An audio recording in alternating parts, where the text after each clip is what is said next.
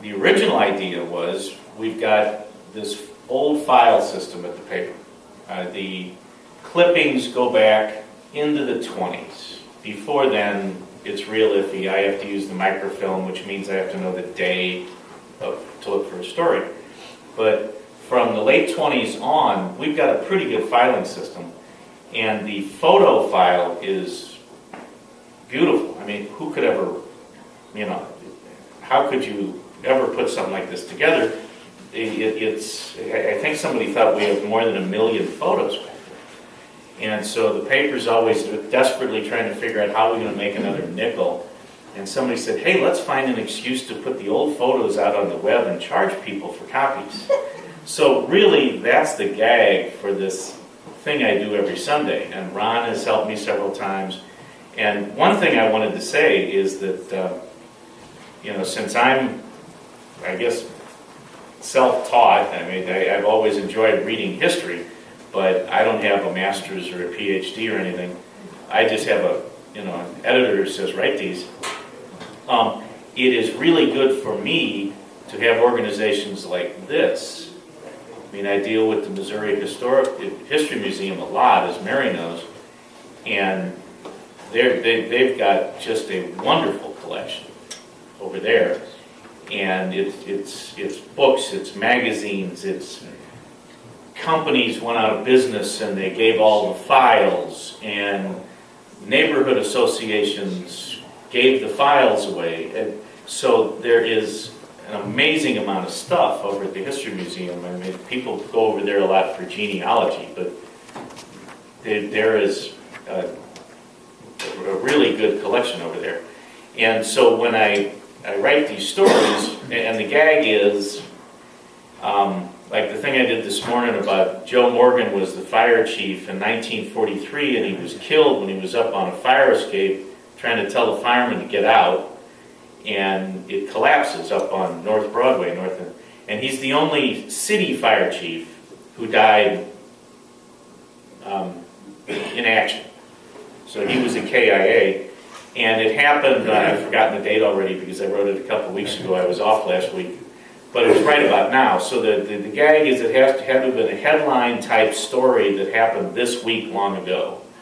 And so I pull out the photos, and we put the photos in the digitizer, and so we have 15 or 20 photos on the web if people want to buy them. And like I said, that's how all that got started. But some of these photos are just wonderful. I've written these stories for about 3 years.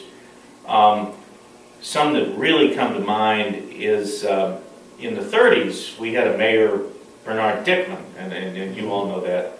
Yeah. And he was a real character. He had a flair for doing these grand gesture things, and to me, he's one of the more interesting mayors in the history of the city. And during the Depression, he had this Christmas dinner down at Kiel right after it opened. Kiel Auditorium opens about 32 or 3, and it opens in phases. And so I think he used the basement, which was open before the auditorium was, the big old, U-shaped auditorium. And they'd have 20,000 people at these things. And the photographs that the paper ran of these kids and needy people in 1934 coming to get a Christmas dinner are right out of these WPA projects that you see on Channel 9. They are really gorgeous, heartbreaking photographs of these little kids getting a little piece of turkey and half a potato. They're beautiful photos. And then there was in 1939, there was a change in the farm assistance out of Washington, and the idea was actually to help sharecroppers.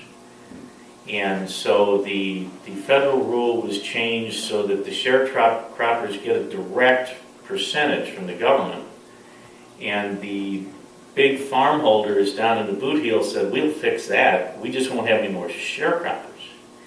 And booted them all off and told them, come back and be employees, we'll pay you by the hour, which meant they weren't sharecroppers anymore, weren't eligible for the cut. And so these people are living out on Highway 61. And they're smart. They get a committee that comes up to St. Louis and tells everybody. And Highway 61, of course, was the old 55 of today. So word gets back to St. Louis pretty fast that there are all these people living in Model Ts on the road. And so it became a big thing, and they lived along the roadside.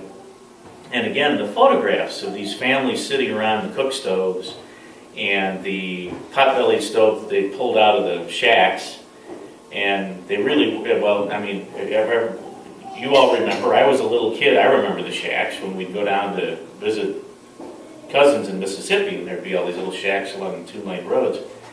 But again, these photographs are really powerful. So that I enjoy doing, pulling out these photos and seeing these faces, and it is just striking and powerful.